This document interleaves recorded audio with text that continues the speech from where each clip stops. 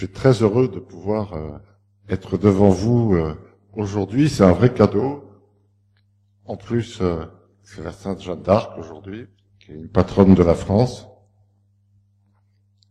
Grande joie de pouvoir partager pendant 1 heure d'abord avec vous et ensuite avec un dialogue avec 2 pères évêques. Vous témoignez que Dieu ne nous abandonne jamais. Paradoxe parce que vous avez devant vous une personne qui n'a plus l'usage de ses bras ni de ses jambes et qui vit dépendant 24 heures sur 24 des autres. Alors ceux qui vont à Lourdes ou qui aiment Lourdes pourront aussi vérifier dans ce que je vais vous dire des choses profondes qu'ils ont pu vivre, ou qu'ils vivent ou qu'ils vivront. Parce que Lourdes est un lieu de grande paix, un lieu d'espérance, un lieu où, au lieu de rencontrer des personnes scandalisées parce qu'elles vivent, eh bien, on rencontre des personnes apaisées. Et ça, c'est tout un paradoxe. On pourrait, au contraire, voir des gens qui ont envie de crier vers Dieu, qui ont envie de crier vers le ciel, en disant, mais ce n'est pas juste ce qui m'arrive, et au contraire, on rencontre des personnes qui vivent un grand mystère, celui de la paix intérieure. Et ça, c'est le mystère de Lourdes, et en même temps, un grand questionnement pour chacun d'entre nous. Alors, je me présente, j'ai 46 ans, je suis marié, je suis père de 4 enfants, l'aîné a 22 ans et le dernier 13 ans. Je suis diacre depuis 10 ans. Et mon métier fait que je suis préfet en mission de service public, je suis un haut fonctionnaire. Je suis la personne handicapée qui a le grade le plus élevé dans la fonction publique. Mais ça, c'est une longue histoire. Mais je ne suis pas là en tant que préfet, je suis là en tant que diacre, je précise bien. Parce que vous savez, il faut bien séparer en France l'Église et l'État. C'est 2 choses qui sont très délicates à se regarder. Donc je suis là en tant que diacre, je précise. Alors je suis né il y a 45 ans dans une famille catholique, je dirais normale, un peu libérale. Je suis né dans une famille toute simple, en région parisienne. Mes parents, avec une seule envie, c'est de vivre une vie normale. C'est à la mode, on dit parents normaux, avec beaucoup d'amour, beaucoup de tendresse, beaucoup de joie de vivre ensemble. Mes parents habitaient dans un petit immeuble de région parisienne.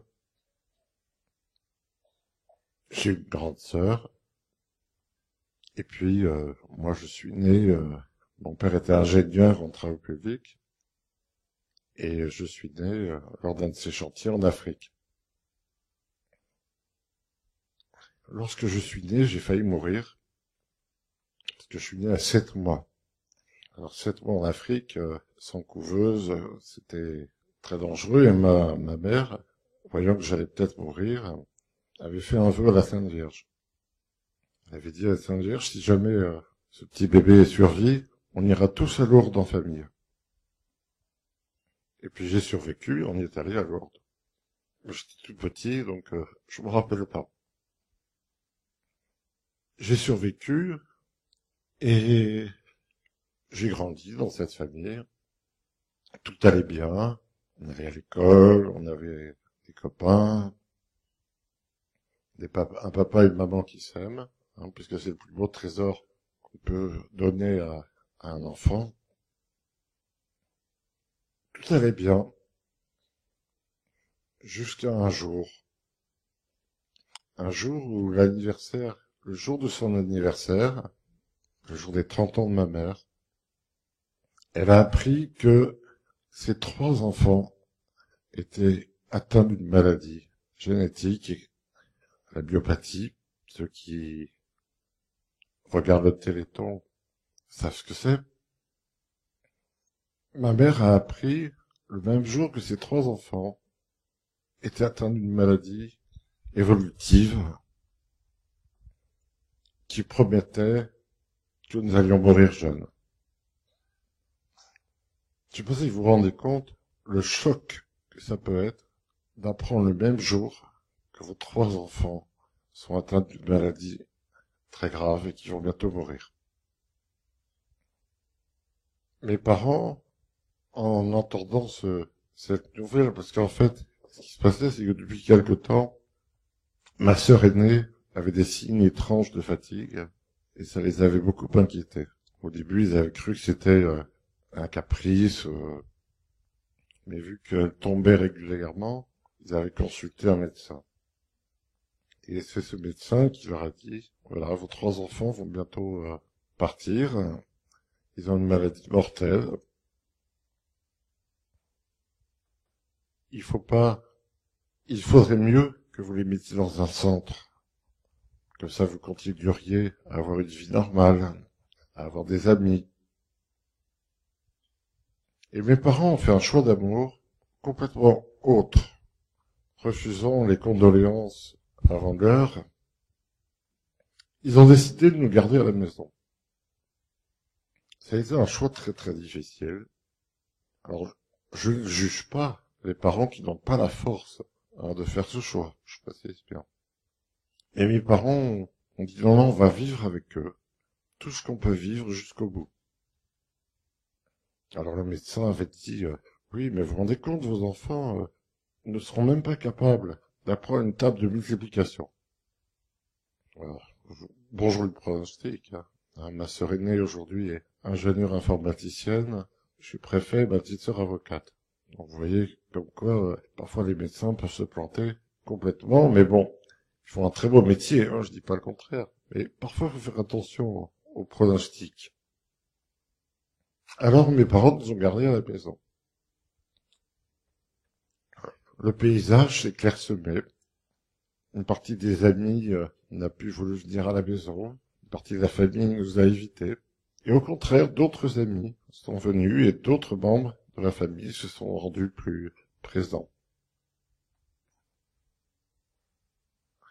Grande aventure humaine, car mes parents ont accepté du même coup d'avoir 3 fauteuils roulants dans la maison, ce qui voulait dire le matin 2 aides-soignants par personne, avec un kiné, ça veut dire grosso modo tous les matins 8 personnes qui débarquaient à la maison. Je sais pas si vous imaginez une famille avec autant de personnes qui rentrent, qui sortent, et on a toujours vécu normalement notre amour familial. On est allé à l'école, comme tous les enfants. Et la vie s'est prolongée. C'est vrai, avec beaucoup de difficultés, mais beaucoup de joie.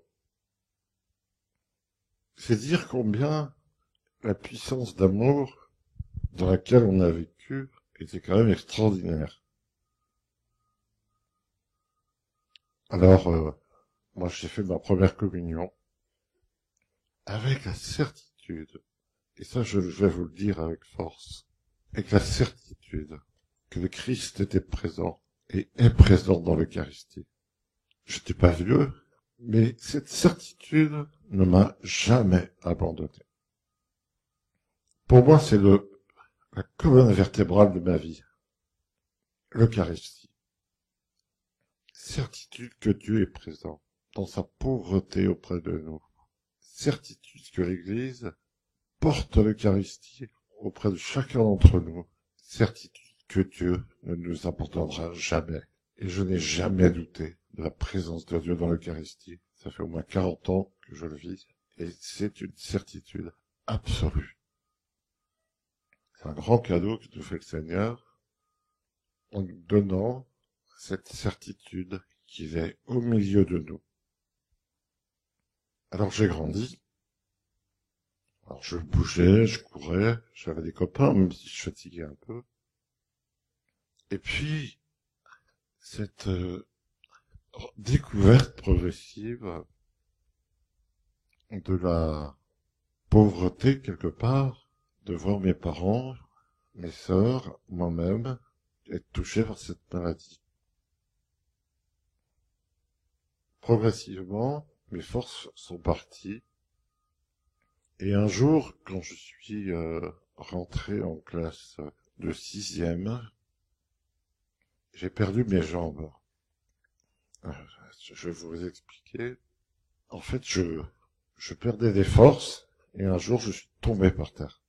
Et je savais que je ne remarcherais plus jamais.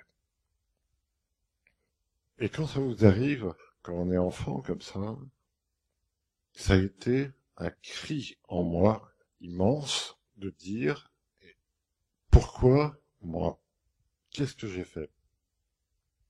Je suis tombé dans la cour de récréation de l'école, le visage dans les graviers. J'ai pleuré et je me suis dit mais pourquoi est-ce que je dois vivre ça? Et j'ai crié vers Dieu. C'est pas parce qu'on est enfant qu'on crie pas vers Dieu. J'ai crié vers Dieu et j'ai serré les mains très fort dans les graviers de la cour de l'école. Et d'un seul coup, j'ai senti quelque chose de bizarre dans ma main, de dur. Alors j'ai gratté. Et est-ce que vous savez ce qu'il y avait sous ma main? Il y avait une croix d'un chapelet. Et le jour où je suis tombé, le jour et l'heure à laquelle je suis tombé, où je criais vers Dieu, j'ai trouvé la petite croix d'un chapelet dans les graviers sous ma main. Et pour moi, c'était un signe très fort, parce que j'ai vu Jésus crucifié dessus, sur cette petite croix. Et j'ai compris que j'avais une réponse à mon cri. C'est un signe qui me disait, je ne t'oublierai jamais. Je suis près de toi.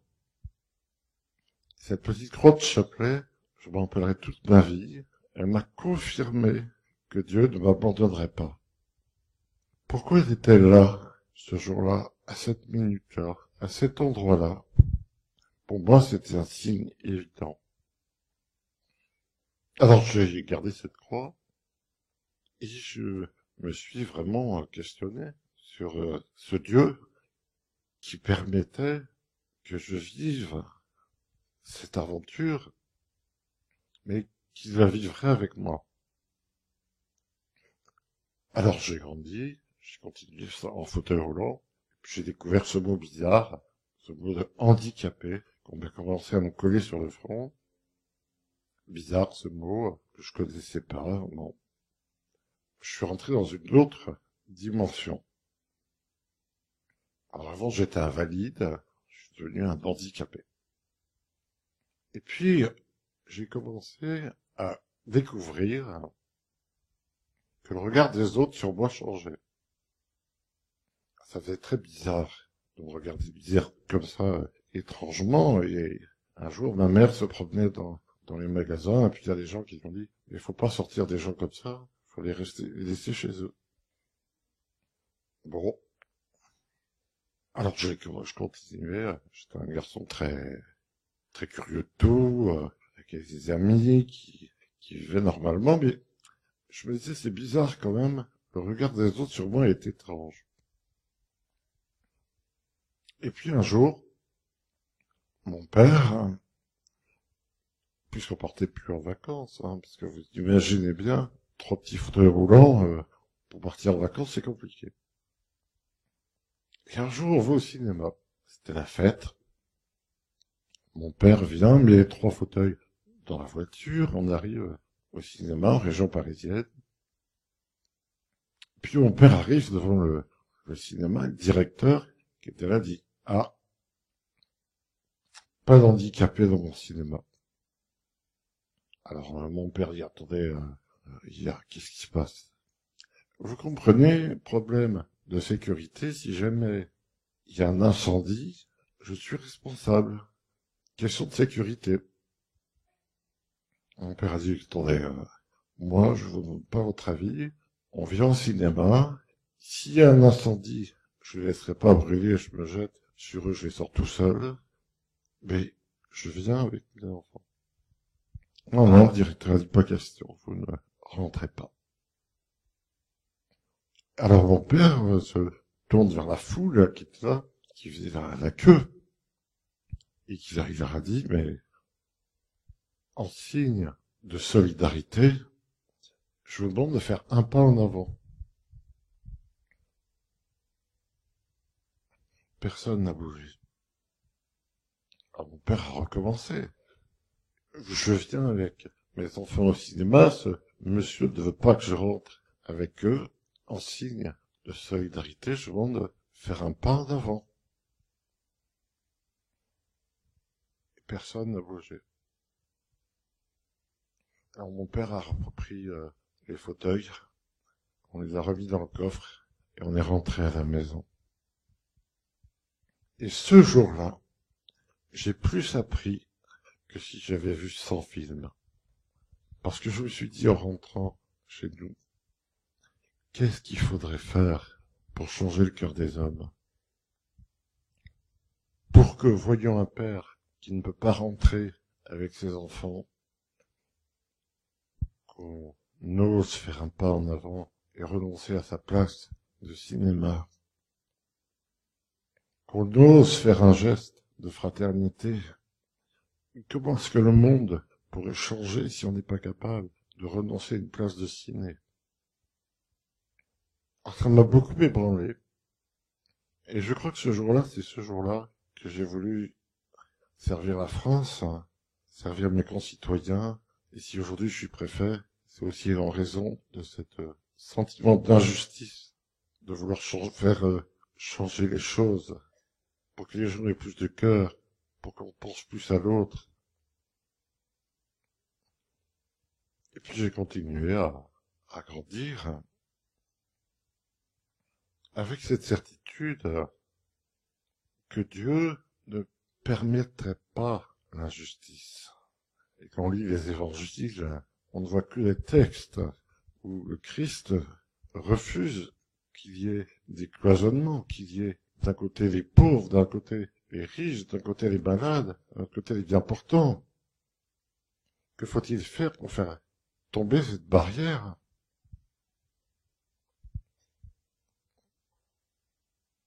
Alors, j'ai continué à cheminer. J'arrive en terminale, je passe mon bac, et je réussis l'examen d'entrée à Sciences Po Paris. Sciences Po, c'est une grande école qui prépare les futurs hauts fonctionnaires. Alors, figurez-vous que j'étais le premier en fauteuil roulant à réussir ce concours. J'arrive dans l'école, tout est inaccessible. Alors quand je dis tout, c'est les toilettes, impossible d'aller aux toilettes, un ascenseur trop petit, des cours à l'étage, des amphithéâtres inaccessibles. Et je me suis dit, mais qu'est-ce que je vais faire dans cette espèce de labyrinthe? Alors, j'ai mis en place plusieurs stratégies.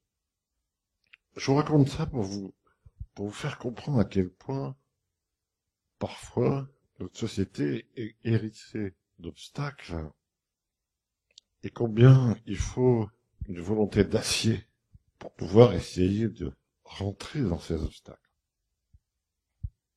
Alors, par exemple, ne pouvant pas aller aux toilettes, je me retenais le matin, 8 heures du matin, à 20 heures. Alors, je dosais méticuleusement, comme un alchimiste, les doses d'eau que je devais boire pour ne pas avoir envie d'aller aux toilettes, en même temps en ne me déshydratant pas. Et ça, je l'ai fait pendant 3 ans. C'est-à-dire de se retenir pour pouvoir être avec les autres. Alors ça, si ça vous paraît basique, je peux vous dire que c'est un sacré effort. Deuxième obstacle, pas de livre, la bibliothèque était inaccessible. Donc j'ai demandé à des amis d'aller me chercher les livres, qui ont fait très gentiment d'ailleurs. Troisième obstacle, impossible, de rentrer dans l'ascenseur. Trop petit. Alors, j'ai un de mes amis qui est protestant, qui est venu avec sa perceuse et a rétréci mon fauteuil avec des vis pour que je rentre dans l'ascenseur. Mais j'étais assis sur un fauteuil à moitié fermé toute la journée pour pouvoir rentrer dans l'ascenseur. Alors, je vous dis pas les risques d'escar et l'immobilité. Troisième obstacle, les amphithéâtres étaient avec des marches. Donc je restais dans le couloir pour écouter les cours avec la porte ouverte. Et tout ça, je l'ai fait pendant 3 ans. Parce que je voulais absolument être comme les autres et avoir ce diplôme. Alors, beaucoup d'événements amusants, hein, parce qu'il m'est arrivé plein d'anecdotes très drôles. Hein. Je vous en raconter une, d'ailleurs, qui m'est restée longtemps dans le cœur.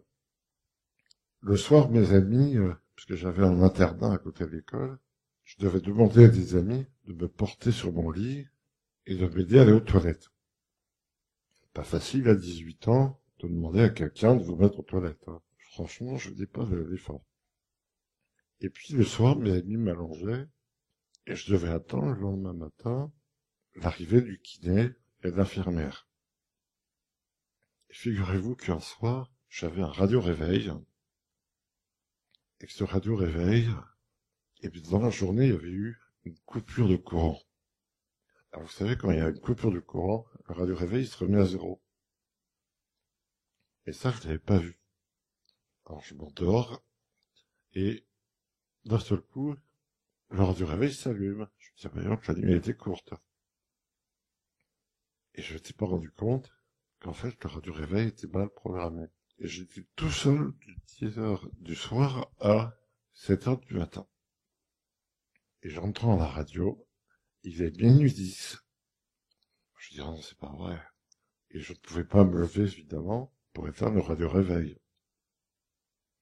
Et j'avais mis le radio-réveil sur n'importe quelle radio, je l'avais mis sur Skyrock. Je peux dire que j'ai horreur du hard rock. Mais bon. Et je me suis dit, ça y est, je vais me payer 7 heures de hard rock. Et voilà comment je me suis dit, le lendemain matin, j'avais un examen d'économie. Comment faire pour arriver en forme à l'examen avec 7 heures de hard rock dans la tête?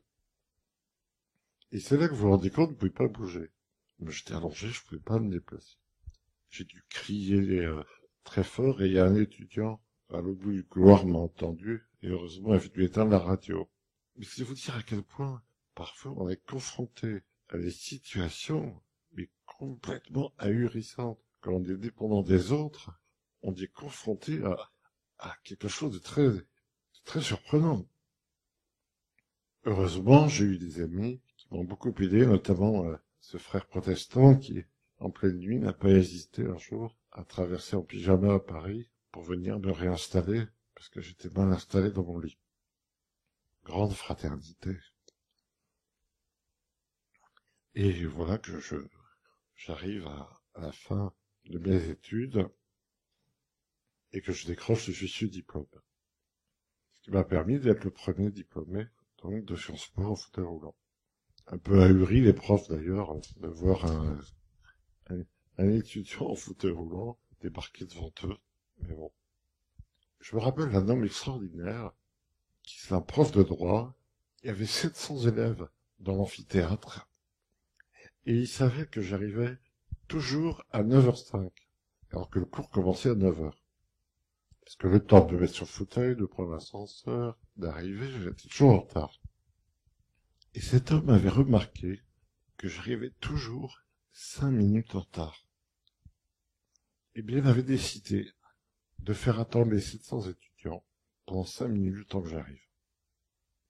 Grand geste qui m'avait énormément réconforté de dire que cet homme est capable de faire attendre 699 élèves pour moi. Et j'avoue que ça m'avait beaucoup touché. Je vous remercierai encore toujours de cette attention délicate de se dire qu'il fallait que je sois là pour commencer son cours. Et puis, donc j'ai ce diplôme, Et voilà que je tombe amoureux. Belle aventure, puisque je rencontre ma fiancée et que aujourd'hui nous avons 23 ans de mariage et 4 enfants. Mais vous savez, préparer une vie de couple quand l'un des deux est en fauteuil roulant et l'autre valide, c'est pas facile. Il a fallu vaincre beaucoup d'a priori, de résistance, d'inquiétude. Et il se trouve que ma fiancée, enfin, à l'époque quand j'étais pas encore fiancé, était en cheminement dans la foi. Elle était d'une famille protestante. Et c'est à travers le renouveau charismatique qu'elle s'est rendue compte qu'il y avait des catholiques heureux, parce que c'était pas évident. Et de mon côté, de cheminer aussi. Et voilà qu'un jour, ma fiancée me dit, et si on allait à Lourdes? Bon, déjà, moi, aller à Lourdes, j'avoue que j'étais pas très chaud. Pourquoi? Ben parce que être entouré de gens en fauteuil roulant, c'était pas trop mon truc. Puis vis-à-vis de ma fiancée, pas simple. J'y suis allé pour lui faire plaisir. Mais il m'est arrivé pour y aller une aventure assez incroyable. Figurez-vous que, à l'époque, la SNCF n'avait pas encore beaucoup fait de progrès pour adapter les trains aux personnes handicapées. Alors j'arrive à la gare, on me porte dans un wagon, et je fais Paris-Lourdes. Pas franchement envie d'y aller, mais bon, l'amour fait que... Et nous voilà dans le train pour Lourdes, et figurez-vous que, en arrivant au milieu du trajet, ma fiancée part avec quelques amis boire un café au wagon-restaurant. Bon. Et puis petit à petit, le train s'approche des Pyrénées, s'approche de Lourdes. Je veux dire, c'est dommage qu'on soit pas ensemble. Et d'un seul coup, j'entends un bruit, et j'entends la phrase dans le haut-parleur. Lourdes, 5 minutes d'arrêt. Mais j'étais tout seul.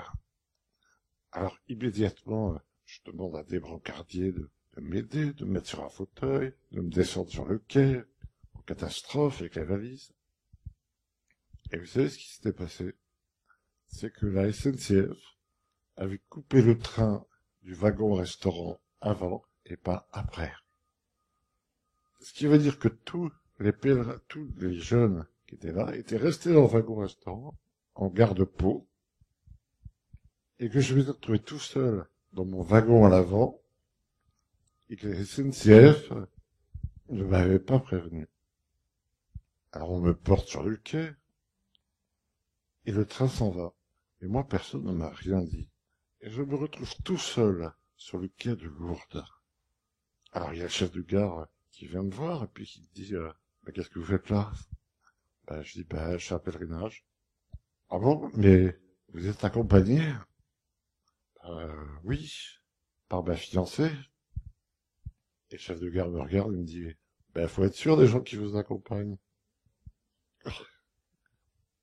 Et me voilà tout seul, moi qui n'avais pas envie d'aller à Lourdes, tout seul sur le quai à Lourdes, sans savoir que ma fiancée était restée 200 kilomètres derrière, dans son wagon.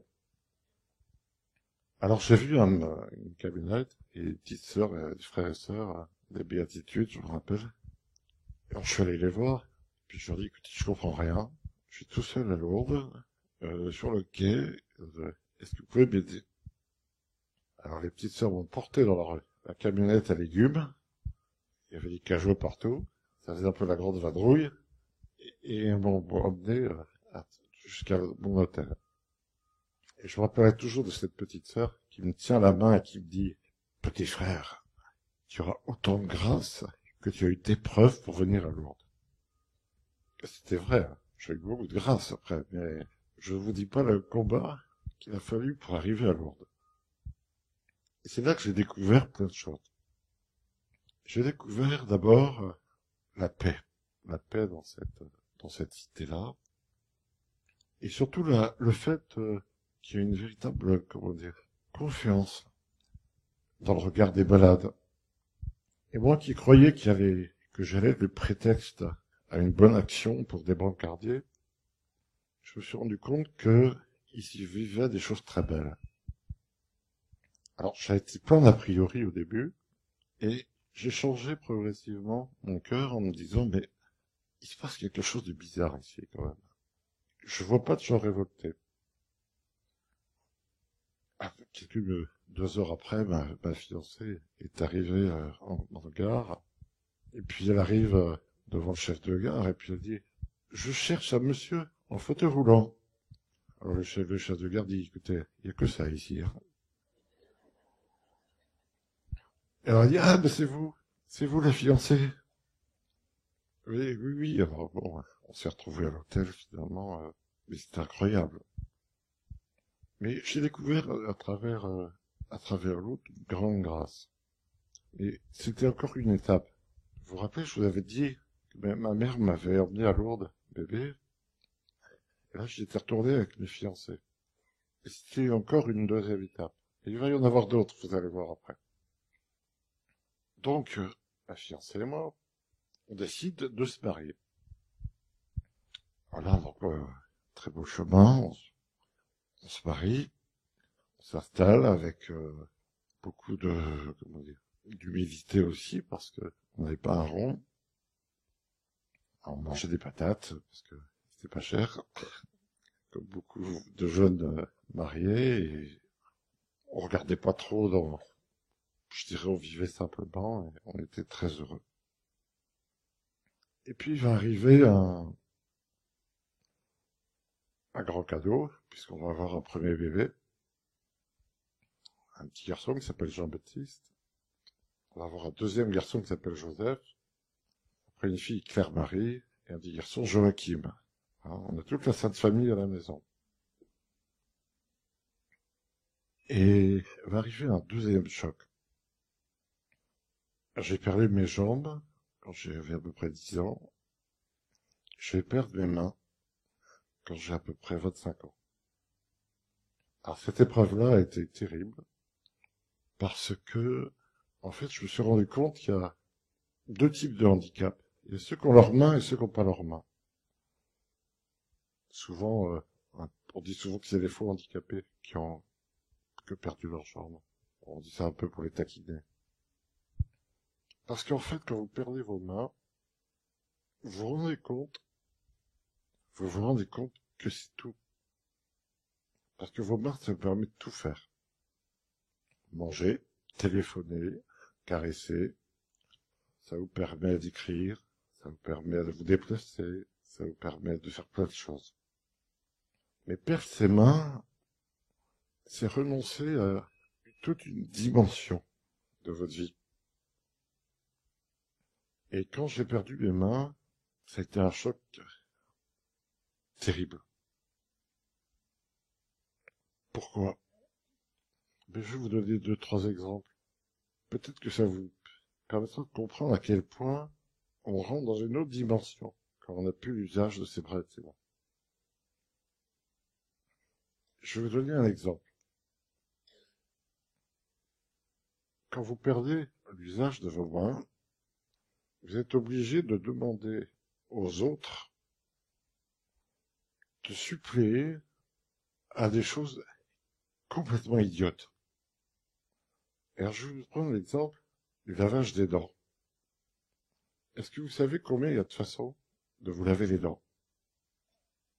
Non, vous savez pas, moi je savais pas non plus, hein. Il y en a 12.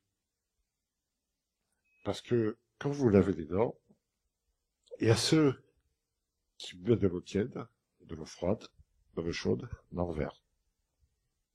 Ensuite, il y a ceux qui se rincent la bouche d'abord, avant de se laver les dents. D'autres qui, au contraire, se lavent directement les dents. Il y en a qui mettent beaucoup de dentifrice, un petit peu de dentifrice. Il y en a qui coupent le lavage par un rinçage. Et en fait, vous vous rendez compte que c'est complètement fou d'expliquer à quelqu'un comment vous voulez vous laver les dents. Alors, la première fois que quelqu'un vient vous laver les dents, parce que vous n'avez plus vos bras, vous n'y arrivez plus, vous dites, bon, ben alors, eau chaude, eau froide, eau tiède. On rince pas. On frotte pas. Eau en bas, au fond. On rince pas. Alors, la première fois, vous êtes, bon, ben d'accord, je vais expliquer. Et puis la deuxième fois, et quand le lendemain, quelqu'un d'autre qui vient, ben, vous expliquer. Et le troisième jour, quand quelqu'un d'autre vient, vous expliquer. Puis au bout d'un moment, vous dites, mais j'en ai ras le bol. Je vais pas passer ma vie à expliquer comment je me lave les dents. Alors, je sais pas si vous vous rendez compte à quel point le petit détail idiot devient énorme. C'est-à-dire que tous les jours, vous vous dites, allez, eau tiède, eau froide, au fond, on rince pas, on met de la mousse, on va en mettre pas. Alors, au début, vous dites, c'est ma liberté. Je vais expliquer comment on lave les dents. Mais je peux vous dire qu'au bout de 3-4 jours, je vais dire dingue.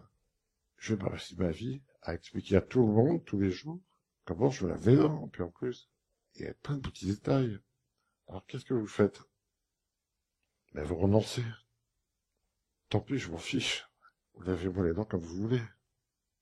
J'ai plus envie d'y penser. Alors vous me dites, bon d'accord, c'est pour les dents. Mais quand après vous passez à table, c'est pareil. Vous voulez des petits morceaux ou des gros morceaux? La purée ou la viande d'abord? 2 bouchées de purée ou une bouchée de viande? Et en fait, vous dites, mais c'est pas possible. Je vais devenir fou, je vais pas passer ma vie à raconter comment je mange ma viande. Et en fait, vous vous rendez compte, quand vous n'avez plus vos bras, que petit à petit, tous les détails que vous faites inconsciemment, quand vous êtes valide, deviennent immensément envahissants quand vous devez les expliquer. Et c'est pareil pour s'habiller, et c'est pareil pour boire, et c'est pareil pour tout. Alors, vous avez le choix entre deux choses. Quand vous êtes confronté à cette série de détails, soit vous vous dites, je garde ma liberté, je veux faire comme avant, soit vous vous dites, ben c'est pas important. Et c'est là que vous rentrez dans une espèce d'appauvrissement, de vous dire c'est pas important, et que c'est pas grave. Oui Seigneur, c'est pas grave. Je te les confie ces moments-là, je te les donne. Je t'invite à ma table. Accepte de ces renoncements, accepte dans mon cœur que tu puisses les accepter et aide-moi à les vivre avec un acte de foi. Ta grâce me suffit. Et c'est là que vous devenez tout pauvre. Vous devenez tout pauvre parce que vous êtes dépendant de l'autre, de sa patience. Vous êtes dépendant du regard de l'autre. Et si l'autre mange avec vous, il va manger 3 bouchées et vous une. Et vous allez attendre la deuxième. Et puis finalement, vous vous rendez compte qu'on n'est que des pauvres êtres humains et qu'on est tout donné sur cette terre à se dire, est-ce que finalement, on n'est pas envahi nous-mêmes par des détails pas importants? Est-ce qu'on se rend compte à quel point l'autre qui a besoin de nous vit un appauvrissement? Est-ce qu'on se rend compte à quel point il faut de l'humilité pour accepter de vivre toute sa vie en se disant, c'est pas important? Alors évidemment, c'est un vrai scandale au début. On se dit, mais c'est pas possible. Je vais jamais survivre à ça. Et comment est-ce que je vais vivre en étant toujours en train d'attendre, toujours en train de m'appauvrir, toujours en train d'être paisible? Essayer d'être paisible, parce que je ne peux pas vivre en étant dans la révolte. Je ne peux pas vivre dans la colère. Je dois vivre dans la paix. Et c'est là que les évangiles, d'un seul coup, vous envahissent. Parce que vous vous dites finalement, le Christ sur la croix, on lui a donné à boire. Finalement, tous ces récits qu'on lit dans l'évangile, mais c'est vrai, parce que finalement le pauvre qu'on fait rentrer par le toit, finalement tous ceux qui sont sur le chemin de Jésus sont ses bien-aimés. Et c'est là que vous vous rendez compte à quel point il se passe à Lourdes quelque chose de complètement vertigineux, parce qu'on est en train de faire une rencontre mystérieuse entre des gens qui vivent dans l'océan de la pauvreté et qui rencontrent des gens qui viennent, comme brancardier, quelques heures, quelques jours pour être auprès d'eux. Et combien cette rencontre est à la fois brutale et extraordinaire. Brutale parce que il y a que des valides debout et des personnes assises et qui vivent deux choses différentes, deux univers différents, et que ces deux univers essayent de se rencontrer, essayent de se parler. Alors après avoir perdu l'usage de mes bras, l'usage de mes jambes, je suis retourné à Lourdes, et j'ai vu que les enseignants étaient tous des bien portants debout, et que les enseignés étaient des malades assis. Et moi, je suis allé voir mon évêque. En rentrant, je lui ai dit, mais c'est pas normal. Pourquoi est-ce que ceux qui vivent des choses incroyables, à peine audibles, on les enseigne, alors que c'est peut-être eux qui auraient des choses à enseigner? Et à l'inverse, pourquoi est-ce que tous les enseignants sont debout, bien portants, en pleine forme, et c'est eux qui enseignent, alors que peut-être qu'ils auraient besoin d'être enseignés? Et quand j'ai dit ça à mon évêque, il m'a dit, mais tu penses au diaconat? Je dis oui. Et c'est comme ça qu'a commencé mon chemin diaconal. Mais c'est posé une question. À quoi se sert un diacre qui fait rien, qui est assis? Il peut pas tenir un bébé pour un baptême. Il peut pas tenir le calice à l'autel. Il peut pas donner la communion. Il peut pas visiter les malades. Alors à quoi ça sert un diacre qui ne peut pas faire? Et là, dans mon équipe d'accompagnement diaconal, c'est posé une question fondamentale. Qu'est-ce qui est important? Est-ce que c'est de faire ou d'être? Qu'est-ce qui compte? Est-ce que c'est d'avoir de l'activisme dans nos vies ou au contraire d'être? Est-ce que c'est plus important d'avoir un agenda rempli, de visiter les autres, de faire tant de choses, ou alors d'être allongé la nuit et de prier pour le monde? Qu'est-ce qui est le plus important? Est-ce qu'une personne âgée qui est toute seule dans son lit, dans son hôpital, est-ce qu'elle n'a pas plus de force dans la prière, plus d'utilité que celui qui va avoir un agenda blindé du matin au soir et qui va croire être utile, alors que peut-être que l'autre l'est plus? Alors cette question a envahi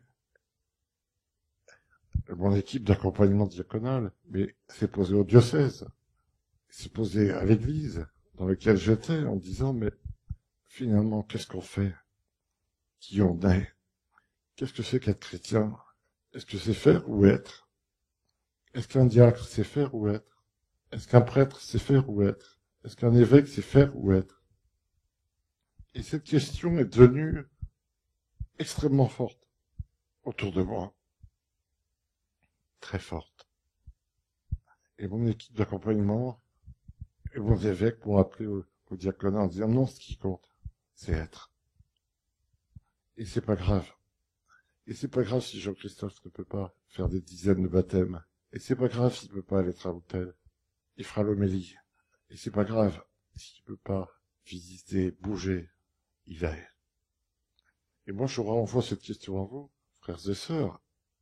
Et évidemment, est-ce que nous, chrétiens, on est là pour faire? Ou est-ce qu'on est là pour être?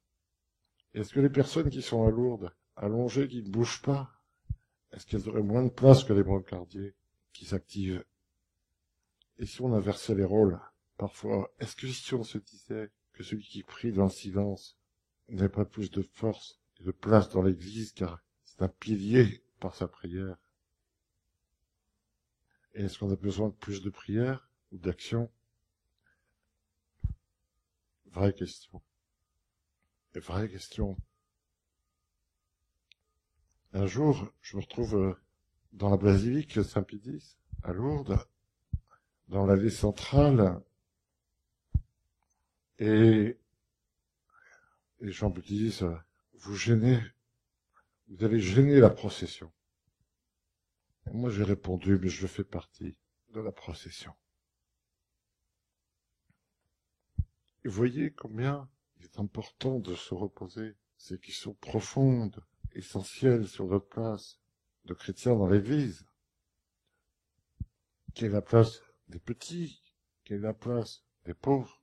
Quelle est la place de ceux qui ne peuvent pas bouger, de ceux qui quelque part gênent, parce que on confond souvent l'amour de l'ordre et l'ordre de l'amour. On n'est pas là dans l'église pour respecter un ordre, on est là pour l'amour. Je reviens à mon témoignage. Me voici sans bras, sans jambes, dans ma vie professionnelle, dans ma vie familiale, confronté à des situations très dures. Et avec cette espérance très douce de me dire que le Seigneur m'aime, quoi qu'il m'arrive. Tout le monde me dit, mais tu te révoltes pas? Ben, non, pourquoi me révolter? Dieu m'aime. Dieu m'aime comme je suis. Je prie simplement pour avoir la force de tenir et d'avoir des gens bienveillants autour de moi. C'est tout. Puis va arriver un nouveau choc, c'est que je perds l'usage de mes poumons. Alors, plus de jambes, plus de bras, plus de mains, bientôt plus de poumons. En 2005, je suis opéré parce que mon médecin m'avait dit, vu votre taux d'oxygène, c'est soit l'opération, une trachéotomie, soit le cimetière. Alors je dis, bon, ben, l'opération. Et voilà que j'ai accepté ce nouveau chemin. Avec cette force, toute douce, qui me vient du fond du cœur, de l'Eucharistie. Cette certitude que Dieu m'aime comme je suis, que je ne serai jamais abandonné, et que sa grâce me suffit.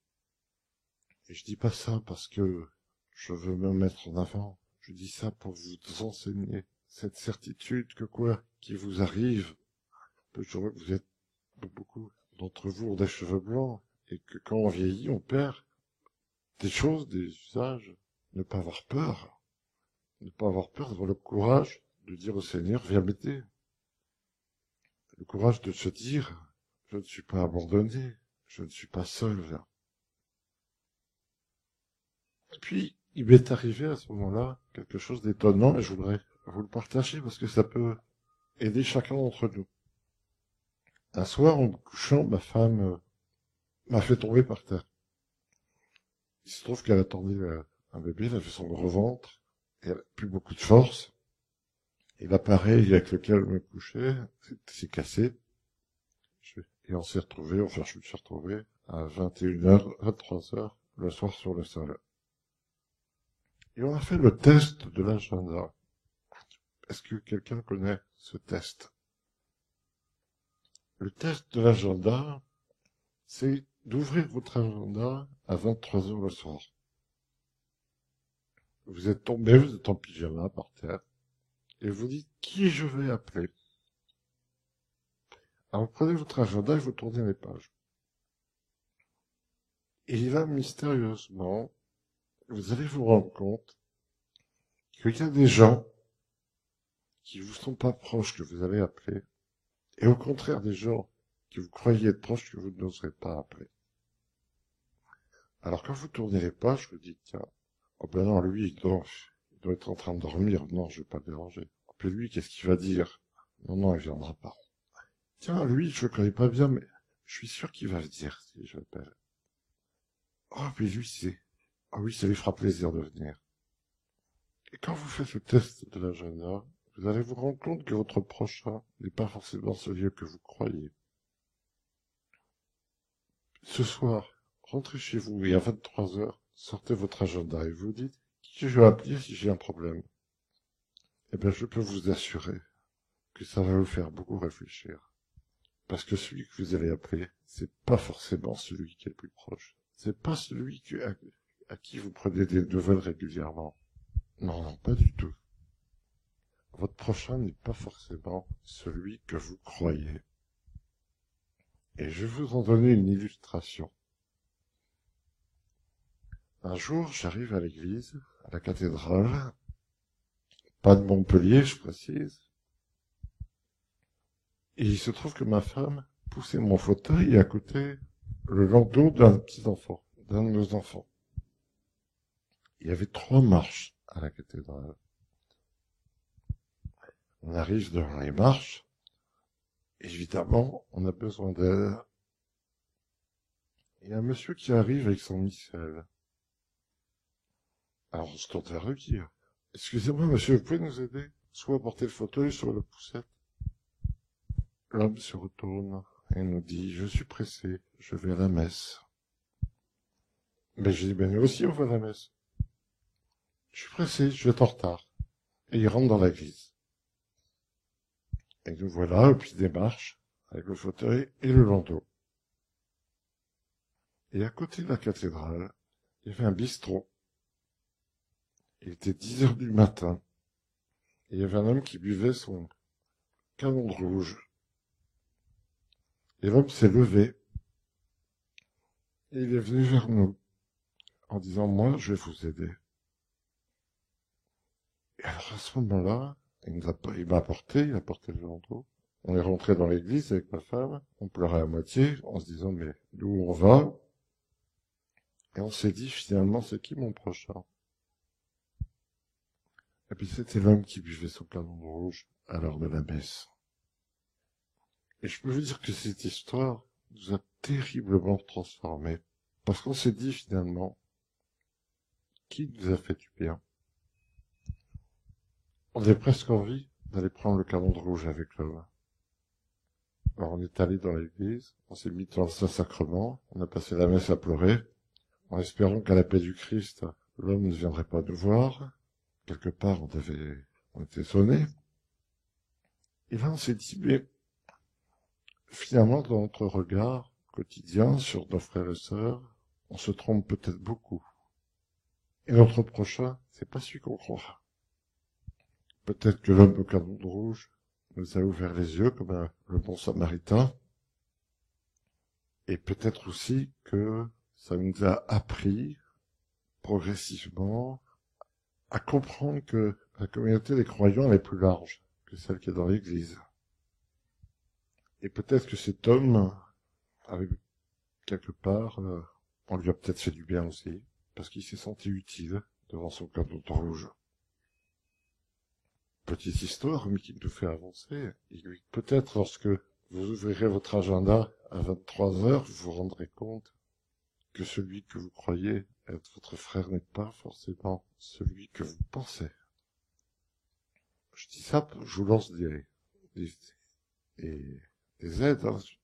En même temps, ça nous fait réfléchir.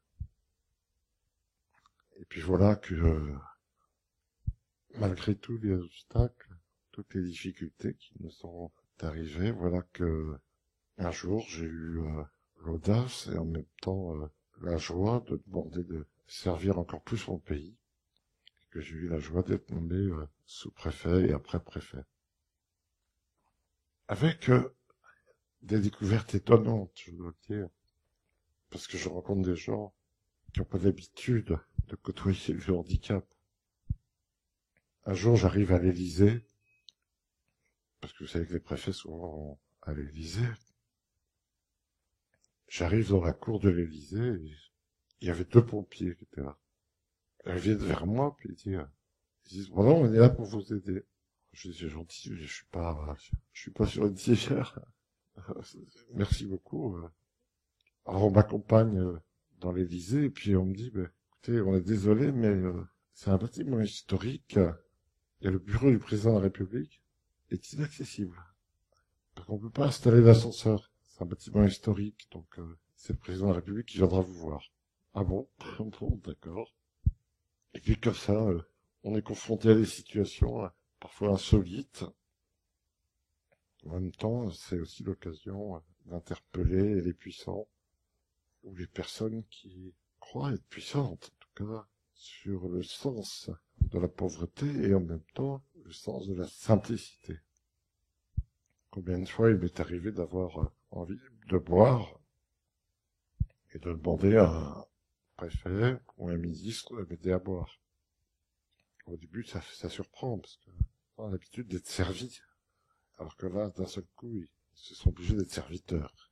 Ça m'amuse beaucoup quelque part.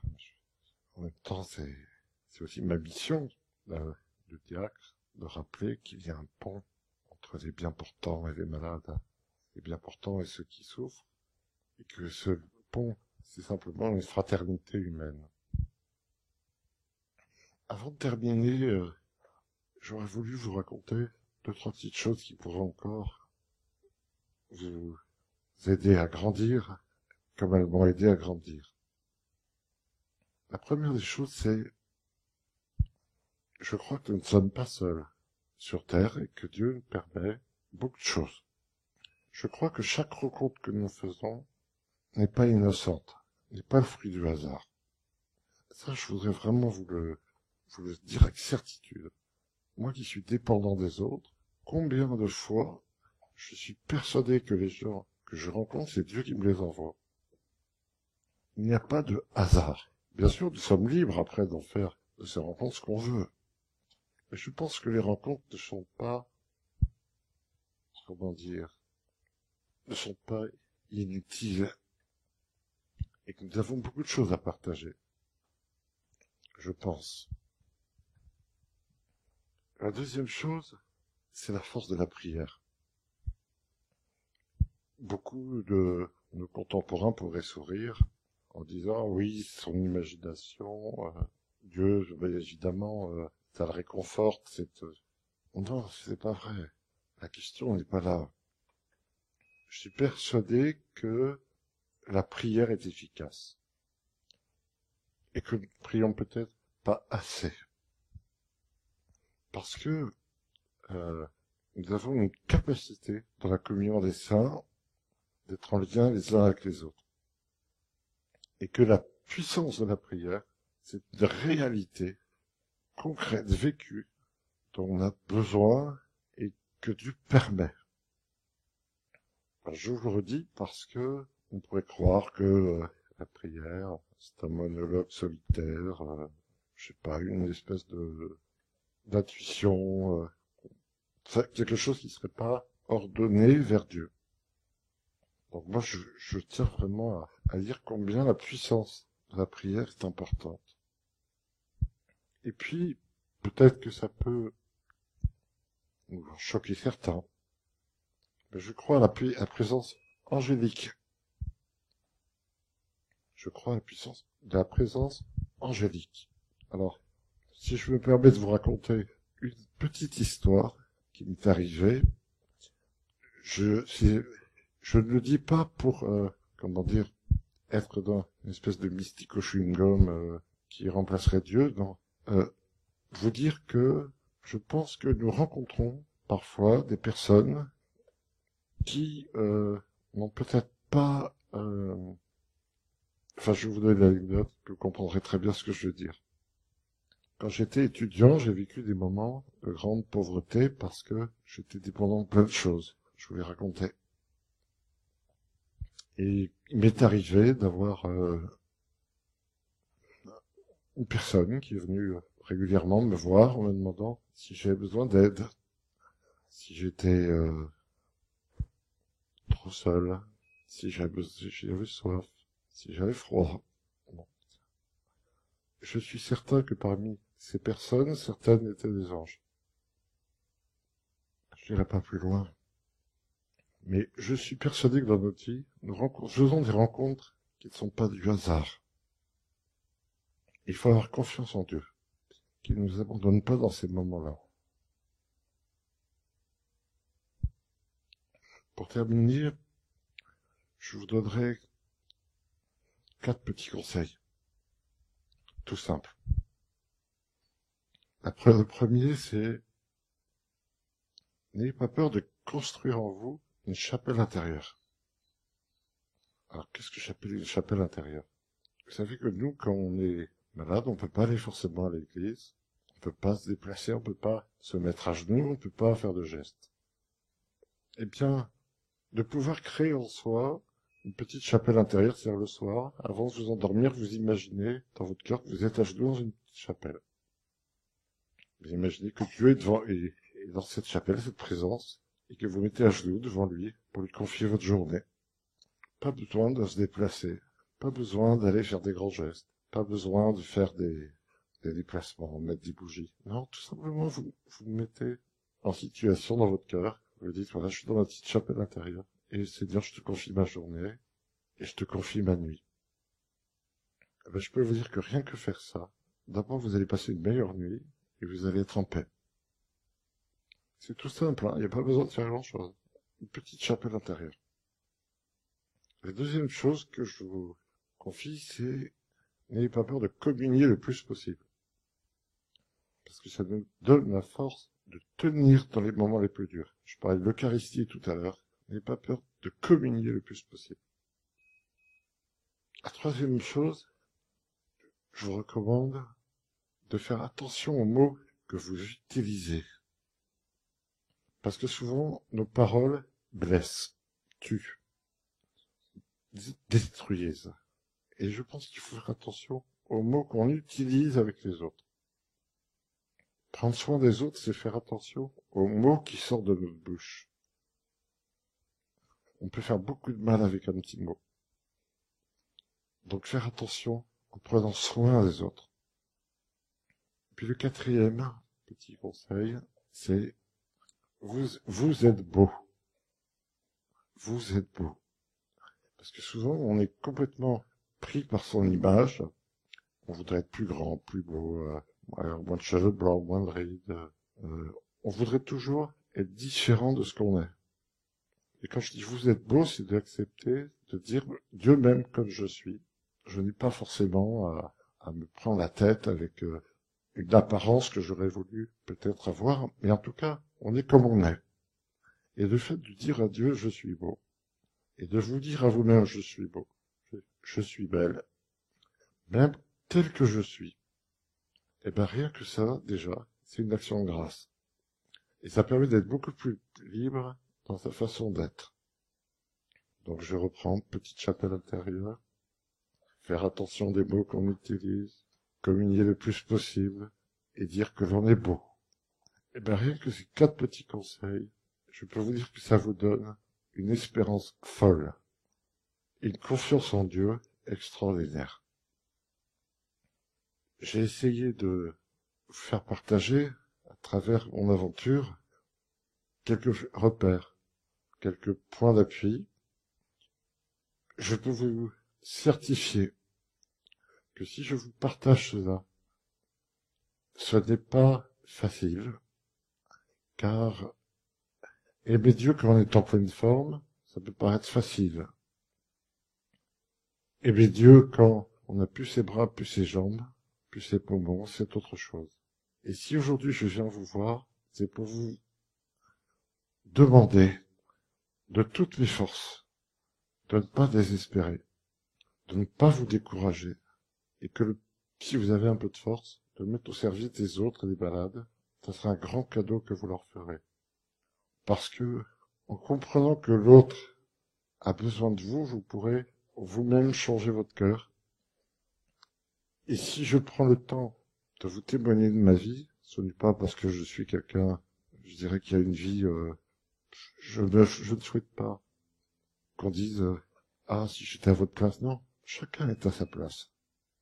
Il ne s'agit pas de prendre la place de l'autre, mais je vous invite de tout cœur à prendre au sérieux que votre présence à Lourdes, qui n'est pas du tourisme religieux, comme certains peuvent le dire, mais que c'est une invitation profonde que Dieu vous adresse, comme il l'a adressé à moi en allant à Lourdes, pour découvrir d'autres réalités, parce que notre regard est pauvre, mais qui c'est toujours une joie profonde de pouvoir repartir de Lourdes en se disant j'ai vécu quelque chose.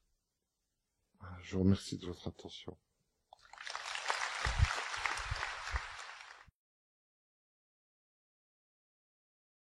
Voilà, avec Marie, transmettre l'espérance, et on m'a demandé de faire un écho à l'intitulé de cette journée. Donc ce sera un écho en forme aussi un peu de témoignage, et merci beaucoup d'avoir déjà ouvert ce chemin de l'espérance. Et ce que je vais vous dire, ce n'est pas du tout des définitions, et je crois qu'avec M. Parisot, nous avons compris quelle est la force de l'espérance qui se vit. Et il était dit aussi, c'est on dit que c'est Paul VI ou que c'est Jean-Paul II, disant on n'a pas besoin de maître, mais de témoin. Alors je crois qu'on a eu voilà, un témoignage merveilleux. Quelquefois l'on me dit, vous êtes optimiste, vous nous regardez avec le sourire. Ben oui, ça doit être vrai sans doute. Alors peut-être me prend-on pour un imbécile heureux, pour quelqu'un qui ne mesure pas les incidences des choses, quelqu'un qui peut-être souffle des écrans de fumée, et ainsi si on ne le voit pas, c'est sûr que l'on peut rester tranquille. Mais je crois aussi que la clairvoyance est un élément de l'espérance. On ne ferme pas les yeux, mais peut-être faut-il, comme cela a été dit aussi, dire je suis beau.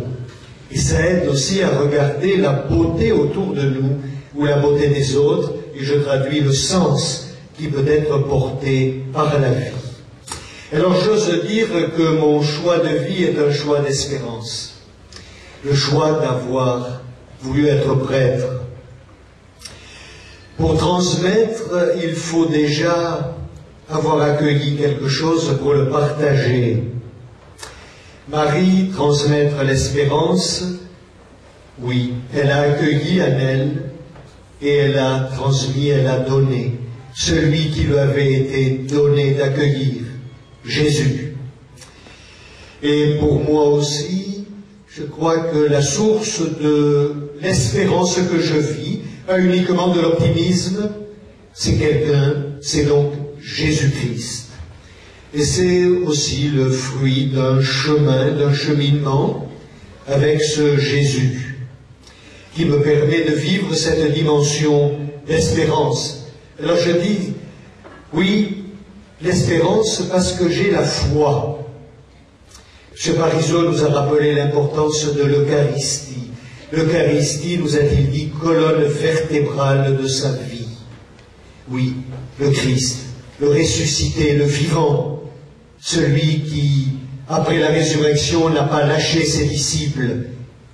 Il s'est manifesté à eux d'une manière ou d'une autre. Il est toujours avec nous. Eh bien oui, pour moi la foi, quelqu'un, Jésus-Christ, et c'est lui qui est la clé. Alors c'est lui, cette présence, qui me permet aussi, je crois, d'avoir la charité. La charité dont nous dit Paul et Peggy aussi, c'est ce qui restera, l'amour. L'amour. Mais peut-être que c'est cela aussi, foi et charité, qui me font espérer. Et tenir ferme dans l'espérance. Cette espérance, oui, qui habite ma vie d'une manière ou d'une autre. Et pour moi, prêtre, eh bien, ça a été et c'est toujours honorer une dimension importante de la révélation chrétienne, c'est le salut. Jésus-Christ, et le pape Benoît XVI le rappelait, lorsqu'il a lancé l'année de la foi, de rappeler que Jésus-Christ est l'unique sauveur du monde.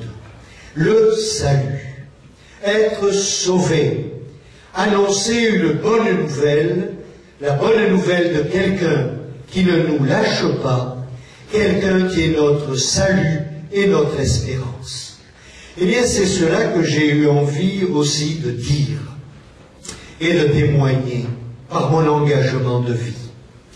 Il est notre salut, il est notre espérance. Alors cela me renvoie évidemment à une manière de regarder l'homme. Et regarder l'homme me renvoie toujours aux premières lignes de la Bible. L'homme créé comme à l'image et à la ressemblance de Dieu, et Dieu vit que cela était bon, et je reprends la parole de M. Parisot, Dieu vit que cela était beau. Alors cette vision de l'homme, ce regard sur l'homme, eh bien c'est peut-être aussi un fil conducteur qui est bien présent pour moi. Souvent ceux qui me connaissent le savent, je le dis souvent cela.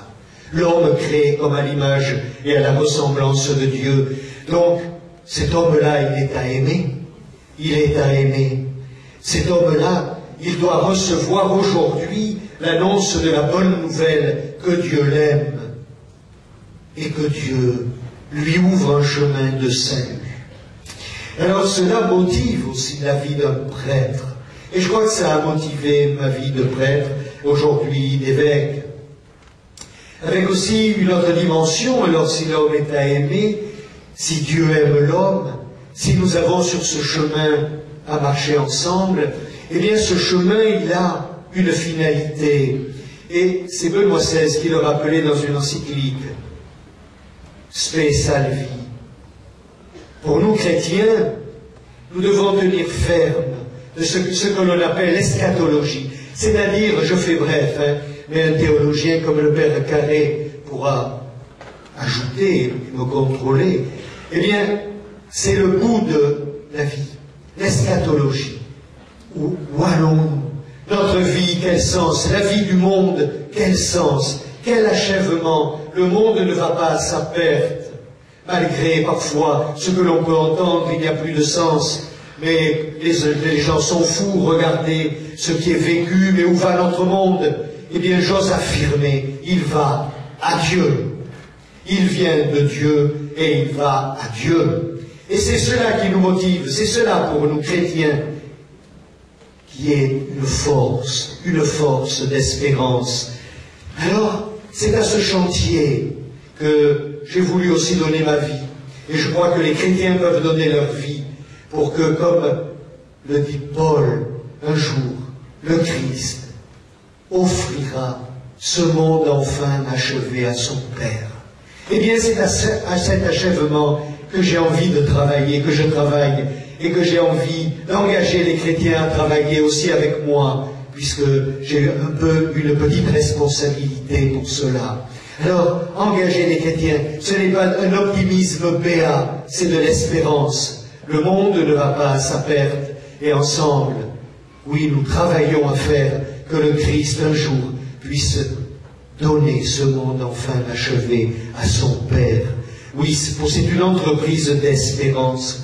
Et les paroles qui, pour moi aussi, résonnent très fort, c'est Saint Jean, lorsqu'il nous dit « Dieu, ce monde que Dieu aime, ce monde que Dieu aime, c'est-à-dire ces hommes que Dieu aime, alors les aimer, un regard d'amour porté sur les hommes. » Et on sait bien aussi les limites. Nous en avons eu quelques aperçus à travers le témoignage de M. Parisot. Parfois, il y a des limites aussi que les hommes mettent. Il faut savoir les regarder. Il faut savoir qu'elles sont là. Mais peut-être que l'espérance nous fait aller encore plus loin. J'ose cela si l'espérance t'a fait marcher. Alors, un regard sur des personnes, sur des événements, sur soi-même. Et une parole de l'Évangile qui est importante pour moi aussi, elle revient lorsque Jésus dit « Aujourd'hui, cela se réalise. Aujourd'hui, le salut de Dieu se réalise. Aujourd'hui, avec nous, pour nous, par nous, au milieu de nous. Cela aussi, c'est porter un regard.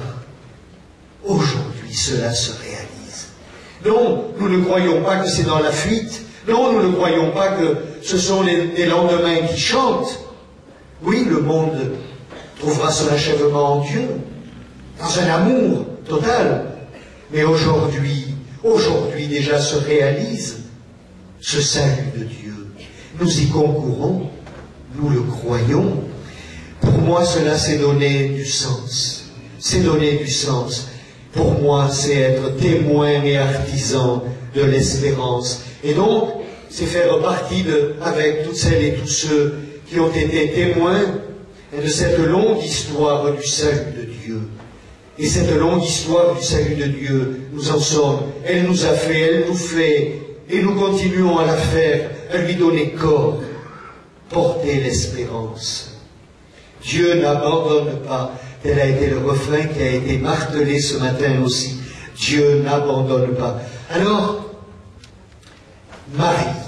avec Marie, transmettre l'espérance, simplement, c'est un peu comme une confidence. Pour moi, il y a 3 dates importantes. 3 dates.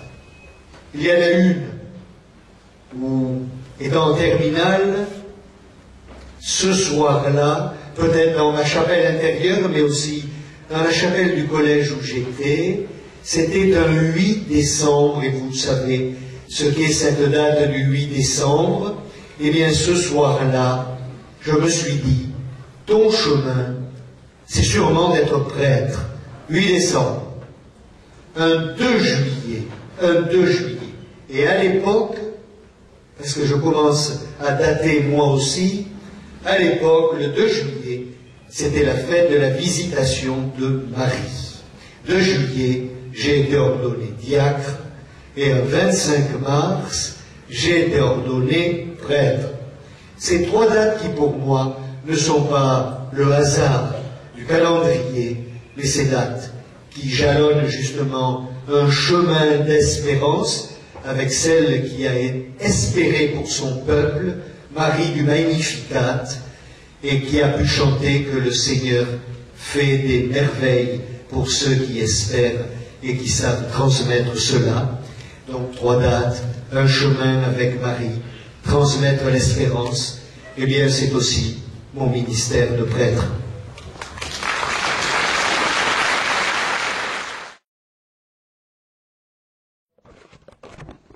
Vous savez que Paul VI a écrit que Marie était l'étoile de l'évangélisation.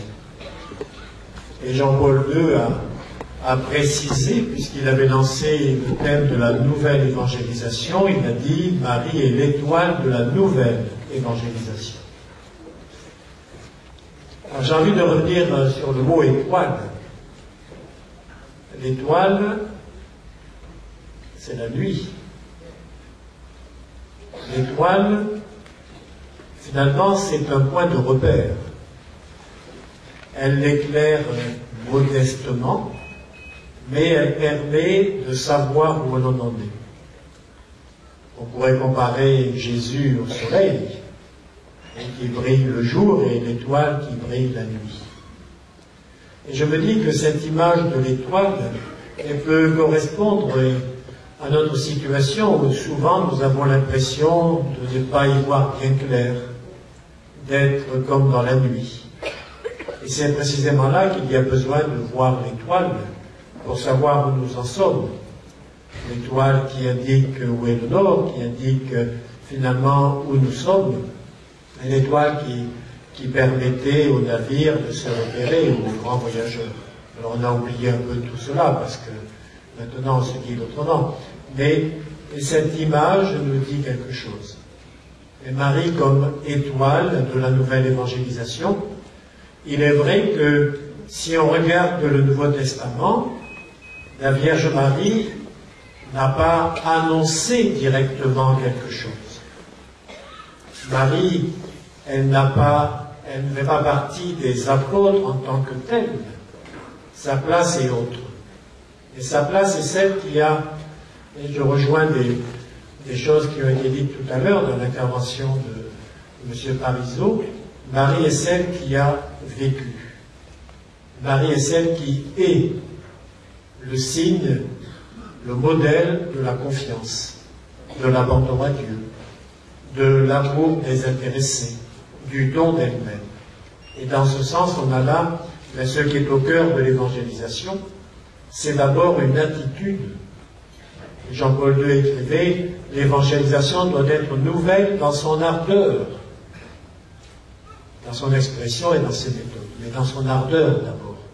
Et l'ardeur, c'est précisément de se laisser habiter par Dieu et finalement de faire que tout ce que nous sommes puisse être conduit par Dieu. Voilà comment je répondrai à cette question. Marie et la nouvelle évangélisation est bien comme une étoile qui nous éclaire par ce qu'elle a été.